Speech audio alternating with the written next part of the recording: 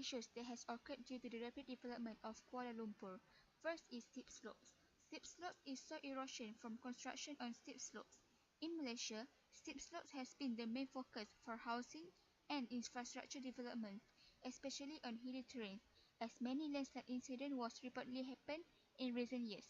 In 2008, there was a large-scale landslide happened in Bukit Antarabangsa, where 5 residents were found died, 14 bungalows were destroyed, and 2,000 residents were evacuated from their homes. According to KLCH website, any inadequate measures to stabilize slopes or to cover disrupted ground in new development are the main causes of soil erosion. To solve this issue, KLCH has applied the fit-to-terrain concept as the layout design towards all developments in hilly locations. They adopted the policies that development on a hillside with slope should not exceed the allowable level, and it should follow rules and regulations set by the federal government. KL City Plan 2020 explained that the development on hillside cannot exceed 35 degrees and should be more than 50 meters from the river.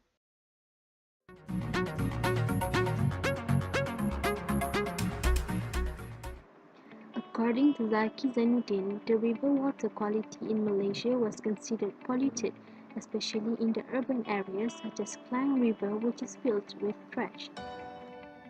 There are many things has been found by KLCH from their cleaning, such as industrial waste, piles of plastic, old furniture, and so on.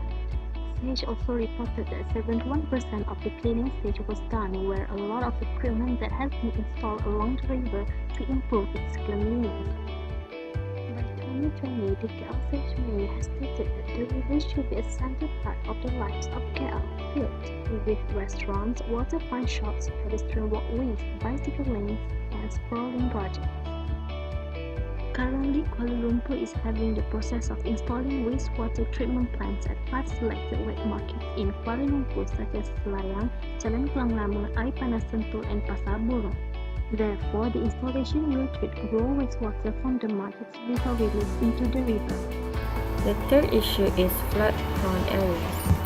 Flooding always happens in Kuala Lumpur whenever there is heavy downpour in the city of Kuala Lumpur and some downstream areas. This has caused disruption of the activities, damaged properties, and threatened the human lives.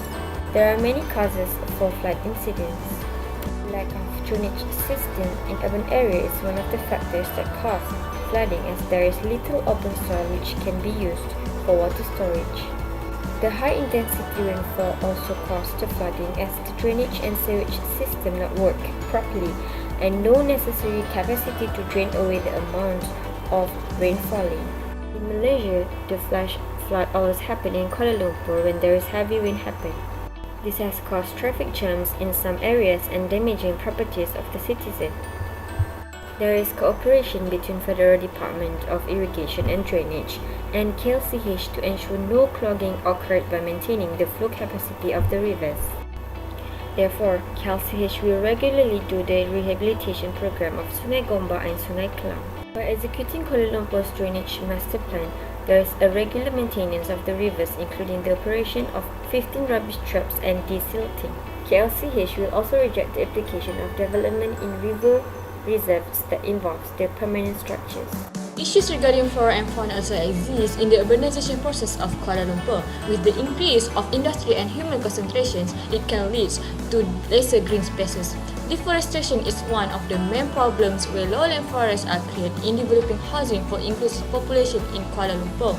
This leads to serious effect on wildlife, floods, and erosion.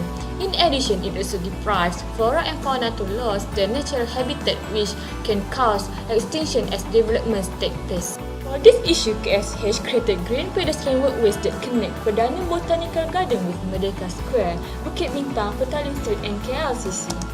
Not only that, referring to the tree planting program, many trees have been planted between 2011 and 2014 to achieve the goal of greener KL. Then, KLCH promoting Local Agenda 21 by implementing Taman Herbal LA 21 KL Sungai Midah to preserve flora and fauna at Kuala Lumpur through the Community Garden Project. KLCH also took the initiative to preserve the forest by gazetted Hutan Simpang Bukit Sungai Putih as wildlife reserve and bird sanctuary. Plus, KLCH also will use unused rooftops in the city by generating additional green surface. As for the last issue is pollution. Pollution covers problems which leads to air quality, noise level, and contaminated land. In urban area like Kuala Lumpur, air pollutions are high due to the open burning in city area and existence of high level of ozone which formed by chemical reactions from industrial activity and vehicles that are large in numbers within the area. Furthermore, noise pollution exists because of the urban development as the country wants to achieve the fully developed nation status. While for contaminated land issue, there is no control and regulation in using contaminated land areas. Ex-solid waste disposal are near Junjang Utara and Sri Petaling, while existing disposal sites at the Taman Beringin are considered contaminated caused by the unsystematic solid waste disposal and treatment. Therefore, KLCH has taken several initiatives in order to tackle the environment pollution issue in Kuala Lumpur. First, it will work together with the Department of Environment to execute the transportation policy where it promotes the use of public transport rather than driving their own mobile. Second, it also had collaboration with 100 Plus, Milo and OCBC Bank to organize the Go Green Car Free Morning event.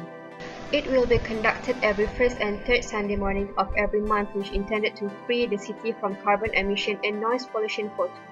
Besides that, KLCH also made initiatives to curb the noise issue which causing disturbance to the citizens especially at the residential area. For instance, the construction works can only be carried out from 8 am to 6 pm except on public holidays. Failed to do so, KLCH had an authority to demolish the structure, to issue stop work and summon the offender. Finally, it had implemented a recycle ecosystem to prompt the waste disposal reduction which involved fertilizing and anaerobic digestion. It was currently in the process of installing wastewater treatment plants at 5 selected wet markets in Kuala Lumpur. This is due to the excessive discharge of organic substances such as fish scales, food scales, and blood.